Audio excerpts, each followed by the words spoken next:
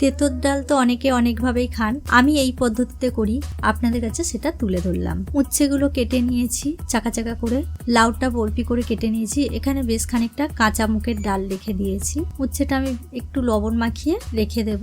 ডাল ধুয়ে নিয়েছি কুকারের মধ্যে দিয়ে, এবারে লাউয়ের বরফিগুলো দিয়ে দিলাম, পরিমাণ মতো লবণ দিলাম। ডাল আমার সিদ্ধ হয়ে গেছে, কুকারে একটা সিটি দিয়ে আমি নামিয়ে নিয়েছি বন্ধুরা।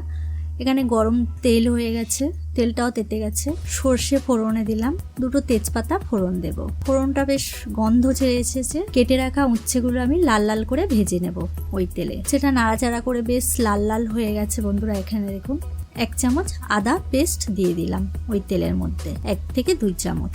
আদাটা হালকা আছে নাড়াচাড়া করতে হবে, বেশি আছে নাড়াচাড়া করলে পুড়ে যেতে পারে, তিতো হবে পুড়ে গেলে। অল্প একটু হলুদ দিলাম, মুগ ডালে বেশি হলুদ লাগে না, পরিমাণ মতো দিলাম। সিদ্ধ করে রাখা ডাল লাউটা দিয়ে দিলাম। সব শেষে মিষ্টি আর একটু ঘি দিয়ে আমি নামিয়ে নেব।